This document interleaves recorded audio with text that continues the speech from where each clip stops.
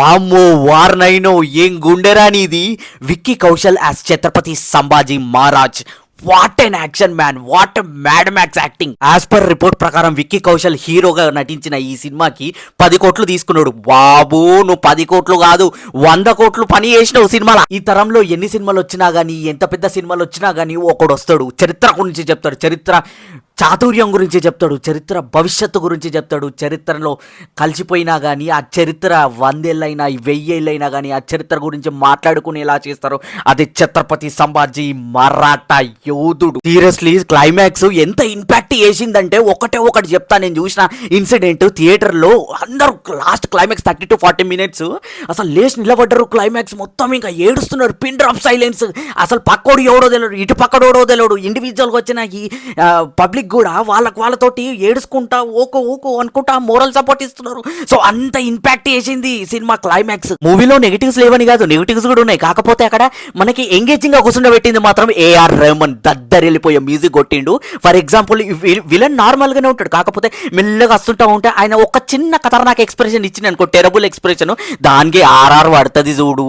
అమ్మో వార్నైనో ఆర్ఆర్ కి దద్దరెళ్ళిపోతుంది మ్యూజిక్. మనకి చూస్తున్నంత సేపు ఇట్లా సీట్ ఎడ్జ్ లో కూర్చుంటాం ఆ మ్యూజిక్. ఇంకో నెగిటివ్ వచ్చేసి, ఇది నెగిటివ్ కాదు, నాకు అనిపించిన ఫీలింగ్, మీకేమనిపించిందో కమెంట్ సెక్షన్ లో కమెంట్ చేయండి. ఏంటంటే ఏఆర్ రెహమాన్ ఎంత పెద్ద music director, Oscar level music director. So మరి అతన్ని పెట్టుకొని ఒక్క సాంగ్ కూడా లేదు సినిమాలో.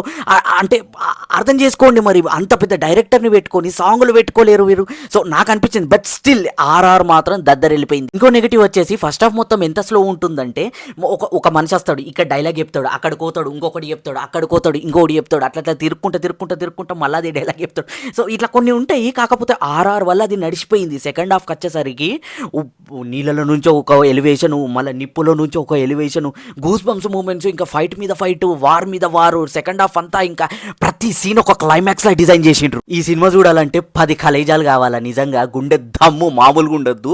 లాస్ట్ 30 minutes నేను చూడలేకపోయినా. అసలు నిజంగా అసలు ఎంత టార్చర్, రాత్రి పగల్ వరకు ఎంత టార్చర్ చేస్తారు విక్కీ కౌశల్ అంటే మహారాజ్ని క్యారెక్టర్ని.